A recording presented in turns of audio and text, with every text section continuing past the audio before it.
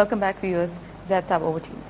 دیکھیے ہمارے ہاں ہم کو یہ بتایا جاتا ہے کہ اس دنیا میں اس طرح زندگی گزارو جیسے ایک مسافر زندگی گزارتا ہے. اس دنیا سے اتنا لو جتنی تمہیں صرف زندگی گزارنے کے لیے اس کی ضرورت ہے. نیڈز، اپنی ضروریات پوری کرو.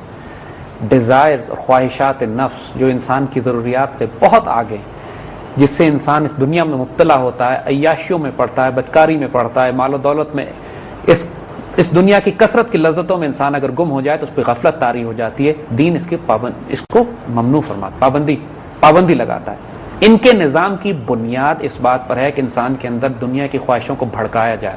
دیکھیے ایک جو آپ کو ایک اچھی زندگی کا یہ لالچ دیتے ہیں، اور ہر کام کے لیے اب تو حال یہ ہے کہ چھٹیوں اور ویکیشنز پہ جانے کے لیے بھی سود آفر کرتے ہیں، لون آفر کر رہے ہیں. آپ کو ایک lifestyle beyond your means, یعنی ہمیں یہ کہا جاتا ہے کہ چادر دیکھ کر پاؤں پھیلاؤ. یہ بیونڈ یور مینز آپ کے وسائل اور اختیارات سے زیادہ خرچ کرنے کی ہمیں دعوت دیتے ہیں کریڈٹ کارڈز کے نظام کے ذریعے، کہ انسان قرض پہ زندگی گزارے، لیزنگ پہ زندگی گزارے، سود پہ زندگی گزارے. اس کے لیے ضروری ہے کہ انسان کے وجود میں خواہشات کو بھڑکایا جائے، انسان کو یہ دکھایا جائے کہ تم اپنے وسائل، اپنی آمدنی سے بڑھ کر زندگی گزار سکتے ہو، کیونکہ ظاہر ہے فنڈنگ فائنانسنگ انہوں نے کرنی ہے. اگین ڈائمیٹریکلی اپوزٹ، ہمارے یہاں ریکوائرمنٹ یہ ہے کہ انسان چادر دیکھ کے پاؤں پھیلائے، نہ فضول خرچی کرے. فضول خرچوں کو شیطان کا بھائی کہا گیا، اور نہ کنجوسی کرے، انسان کی ضرورت کے وقت بھی انسان خرچ نہ کرے، اور کہ اللہ کی راہ میں کثرت سے خرچ کرے. یہ ایک بیلنس ہے ہمارے یہاں، اپنی ضروریات پوری کرے. اچھی گاڑی ہونا، اچھا گھر ہونا، اچھے کپڑے ہونا، یہ عیاشی یا فضول خرچی نہیں ہے. لیکن عیاشی اور فضول خرچی کا فرق یہاں آتا ہے کہ آپ کو ضرورت اگر 10 جوڑے جوتے کی ہے تو آپ کے پاس 100 جوڑے جوتے ہوں. آپ کو ضرورت اگر 10 قمیضوں کی ہے تو آپ کی الماری کی وارڈروب شرٹ اور کپڑوں اور قمیضوں سے بھری ہوئی ہوں. یہ اسراف اور بیجا میں آ جاتا ہے. ہمارے ہاں اس چیز کی ترغیب ہے، ان کے ہاں دوسری چیز کی، اسراف کرنے کی. اور دیکھیے ہمارے ہاں ایک بہت بڑا فلسافیکل فنڈامنٹل کانسیپٹ ہے ہمارے سوچ اور فکر میں، کہ جو دنیا ہمارے پاس ہوتی بھی ہے ہمیں یہ یقین ہوتا ہے کہ یہ اللہ کی طرف سے ہمیں دی گئی ہے. اللہ بھی احسان جتاتا ہے کہ یہ میں نے تمہیں دیا. مما رزقناہم کا شرط لگائی جاتی ہے کہ وہ رزق جو ہم نے تم کو دیا. ان کے کانسیپٹ میں یہ ہے کہ دنیا جو ہے یہ اپنے ہاتھوں سے کماتے ہیں. دیکھیے وہ یاد کیجئے کہ موسیٰ علیہ السلام نے جب فرعون سے کہا، جب قارون سے کہا تھا کہ آحسن کما احسن اللہ علیک، اچھائی کرو جیسے اللہ نے تمہارے ساتھ اچھائی کی ہے، تو جواب اس نے یہ دیا تھا کہ اللہ نے کوئی اچھائی نہیں کی، یہ سب کچھ تو میں نے اپنے ہاتھوں سے، اپنے علم سے کمایا. یہ اگین فنڈامنٹل کانسیپٹ ہے. ایک یہاں پہ بڑا خوبصورت سے ایک سافٹ واقعہ سنانا چاہیں گے. مرحوم اشفاق احمد صاحب نے کسی کا واقعہ کوٹ کیا کہ کوئی صاحب ان کے پاس آ کے کہتے ہیں کہ جی آج میں نے بہت نیک کام کیا، کہ میں نے ایک مسکین کو، عاجز کو میں نے 100 روپے صدقہ کر دیے. تو اشفاق احمد صاحب بڑے اطمینان سے کہتے ہیں کہ تو بھی تو دیتے وچوں ہی دیتا ہے. یعنی پنجابی میں اس کا مطلب ہے کہ تم نے بھی تو اس پیسے میں سے دیا جو تمہیں کسی نے دیا تھا، تم نے کون سے اپنے پیسوں میں سے دیا ہے، تو کس بات کا احسان جتا رہے ہو. یہ کانسیپٹ اتنا بڑا کانسیپٹ ہے ایک فلسافیکل ڈائمینشن کا، کہ انسان جب یہ ریئلائز کرے کہ ہر چیز جو اس کو دی گئی ہے وہ اللہ کی طرف سے. جب ہم ان للہ و انا الیہ راجعون کہتے ہیں تو ہمارا ایک پوری سائیکولوجیکل پروگرامنگ ہوتی ہے کہ ہم اللہ کی طرف سے آئیں اور اللہ کی طرف لوٹ کے جائیں گے. کوئی چیز ہماری نہیں، سب کچھ اس کی ہے، ہم صرف کسٹوڈین ہیں. زمین میں خلافت کا مطلب یہ ہے کہ ہم اللہ کی طرف سے نمائندے ہیں. پراپرٹی، ملکیت، اونرشپ، سب کچھ اللہ اس کے رسول صلی اللہ علیہ وسلم. کیا زید صاحب جن لوگوں کو اللہ نے زیادہ نوازا ہے، جن کے پاس زیادہ ویلتھ ہے، ان کے اوپر ایکویولنٹلی زیادہ رسپانسبلٹی ہے کہ وہ زیادہ خرچ کریں؟ بالکل یہی بات ہے، ہم آئیں گے اس کے اوپر. اسی طریقے سے دیکھیے کہ ہمارے ہاں جو فلسافیکل کانسیپٹ ہے وہ شیئرنگ کا ہے، کہ آپ تقسیم کریں، اللہ کی راہ میں مخلوق کو تقسیم کریں، دیں، شیئر کریں. پوری آگے ہم بتائیں گے کہ پوری ہماری تاریخ اسلام اس بات سے بھری ہوئی ہے کہ مسلمانوں کو انکریج کیا جاتا ہے کہ جو کچھ تمہیں دیا گیا اس کو ڈسٹریبیوٹ کرو، اپنے پاس مت ضرورتیں پوری کرو، باقی ڈسٹریبیوٹ کر دو. ان کے ہاں جو اکنامک سسٹم ہے اس کی بنیاد ایکسپلائٹیشن پہ ہے. لوگوں کی ضروریات سے ناجائز فائدہ اٹھاؤ، ان کو ایکسپلائٹ کرو. اگر وہ غریب، کمزور، مسکین ہے تو بھاری، اگر وہ زیادہ مجبوری میں ہے تو بھاری سود پر قرضہ دو. اگر وہ ان کو مجبوری اور محتاجی کوئی ہے تو قیمتیں چڑھا دو. اگر یہ انسان بھوکے پیاسے مر رہے ہیں تو یہ موقع ہوتا ہے کمانے کا. آئل کے ریٹ بڑھا دو، گیس کے ریٹ بڑھا دو، پیٹرول کے ریٹ بڑھا دو، جہاز کے کرائے بڑھا دو، کیونکہ حاجیوں کو حج کرنے کے لیے جانا ہے، لہٰذا انہوں نے حج کے ٹکٹ تو لینے ہی ہیں، لہٰذا یہ وقت ہوتا ہے حاجیوں کو لوٹنے کا. دیکھیے یہ ایکسپلائٹیٹو نظام جس کے اندر ہم پورا معاشرہ ہمارا پھنسا ہوا ہے.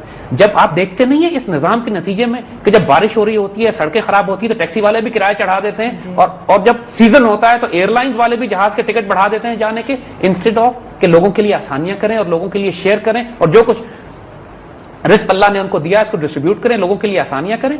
یہ اس کفر کے نظام کا ایک فساد ہے کہ انسان کے اندر مادیت اور ایکسپلائٹیشن خود بخود پیدا ہونی شروع ہوتی ہے، چاہے وہ ٹیکسی والا ہو یا ایئر لائن والا ہو یا ملک کا سربراہ ہو. اسی طرح ایک بہت انپورٹنٹ کانسیپٹ جو ہمارے اکنامک سسٹم کا ہے وہ مارکیٹ پلیس ہے. ذرا اس بات کو سمجھنے کی کوشش کیجیے گا, اس پہ ہم تھوڑا ایمفسائز کریں گے. جب آپ جمعہ بازار جاتے ہیں یا جب آپ اتوار بازار جاتے ہیں تو آپ دیکھتے ہیں وہاں پہ کہ چھوٹی چھوٹی سینکڑوں دکانیں لگی ہوتی ہیں. کسی دکان سے آپ سبزی خریدتے ہیں, کہیں سے آپ آلو خریدتے ہیں, کہیں سے پیاز لیتے ہیں, کہیں سے آپ دوسری چیزیں خریدتے ہیں. آپ نے اگر اس مارکیٹ میں 5,000 روپے خرچ کیے ہیں تو آپ تقریباً وہ 5,000 روپے 10 یا 15 دکانداروں میں تقسیم کرتے ہیں. یعنی پیسہ دوسرے لفظوں میں مارکیٹ میں تقسیم ہوتا ہے, ڈسٹریبیوٹ کیا جاتا ہے مختلف دکانداروں کو, مختلف لوگوں کو. انہوں نے اس کے مقابلے میں سپر مارکیٹ چینز کا کانسیپٹ دیا ہے. بڑی بڑی سپر مارکیٹ, سب کچھ ون ونڈو آپریشن, ایک چھت کے نیچے آپ کو سب کچھ مل جائے گا, اور وہ بھی ایک سپر مارکیٹ کی چین جو پوری دنیا میں پھیلی ہوئی ہے. سو نتیجہ کیا ہوتا ہے کہ جب آپ ایک سپر مارکیٹ کی چین میں جا کے اپنے تمام ضروریات لاکھ روپے کا سامان بھی اگر خریدتے ہیں تو وہ پیسہ معاشرے میں ڈسٹریبیوٹ ہونے کے بجائے ایک سیٹ کی جیب میں جاتا ہے, ایک ملٹی نیشنل کی جیب میں جاتا ہے, ایک کارپوریشن اس سے کماتی ہے.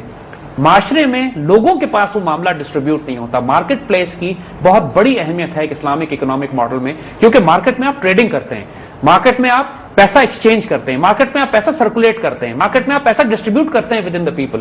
سپر مارکیٹس میں یا بڑے بڑے چین سٹورز میں یہ کانسیپٹ نہیں ڈیولپ ہوتا.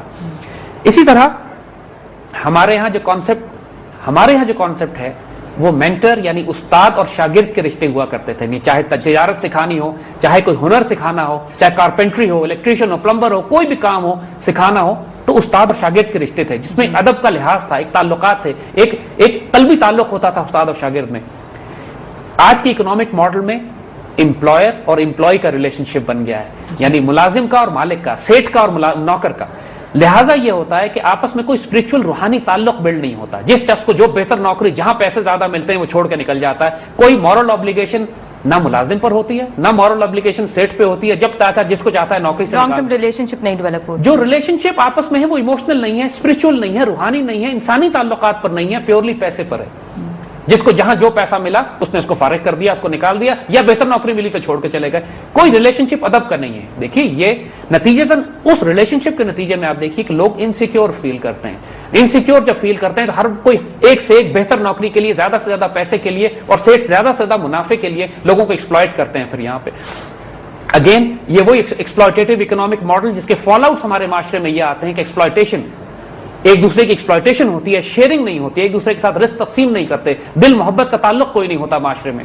کیونکہ جیسے بات ہم نے آپ سے عرض کی تھی, دیکھیے تو یہ صرف ربا نہیں ہے, یہ صرف ایک اکنامک ماڈل نہیں ہے, اس کے اثرات معاشرے کے ہر انسان کی ہر فکر, ہر سوچ پر آتے ہیں. اسی طرح ہمارے ہاں حلال کا کانسیپٹ ہے, ان کے ہاں حرام کا کانسیپٹ ہے. ان کے ہاں حرام و حلال کی کوئی تمیز نہیں ہے, چاہے وہ سور ہو, چاہے وہ ربا ہو, چاہے وہ چوری سے ہو, چاہے وہ ایکسپلائٹیشن ہو, ڈرگس کے پیسے ہوں, کوئی فرق نہیں پڑتا. جب ایک معاشرہ انتہائی ڈائریکشن کانشیس ہو, حلال کی تمیز کرے, تو خود بخود وہ پھر راستے ایسے نکالنا شروع کرتا ہے جس میں ایکسپلائٹیشن, ظلم, لوگوں کے پیسے مارنا, ربا کا نظام, یہ ساری چیزیں خود بخود ختم ہونا شروع ہو جاتی ہیں. مسلمان اتنے ڈائریکشن کانشیس ہیں کہ دیکھیے کتنا بھی مغرب زدہ مسلمان کیوں نہ ہو جائے, جب وہ باہر جاتا ہے تو وہ بھی ڈبے اٹھا کے دیکھتا ہے کہ اس کے اوپر کنٹینٹ کیا لکھے ہوئے ہیں, کہیں اس میں سور تو نہیں ہے, کہیں اس میں حرام اور ناپاک چیز تو نہیں ہے. انہوں نے مسلمانوں کو جس طریقے سے ربا اور سود کی بینکنگ کو حلال قرار دے دیا ہے, یعنی اس حد تک یہ مسلمانوں کو ایکسپلائٹ کرتے ہیں کہ ہم آپ کو مثال دیں کہ آسٹریلیا سے سور کا گوشت آتا ہے اور اس پہ وہ حلال کی مہر لگا دیتے ہیں مسلمانوں کو, یہ بتانے کے لیے کہ سور کا گوشت حلال ہے. اسی طرح جس طرح ربا کے نظام کو یہ آج کل حلال قرار دے رہے ہیں. جی, اور شاید ان کی بھی بائبل کے اندر ریسٹرکشنز ہیں, لمیٹیشنز پیش کی گئی ہیں, لیکن انہوں نے ریلیجن اور ریلیجس ویلیوز کو سوسائٹی اور سوشل ویلیوز سے ڈیمارکیٹ کر دیا, علیحدہ کر دیا. چلیں اس پہ ہم جاری رکھیں گے زید صاحب, لیکن بریک کے بعد.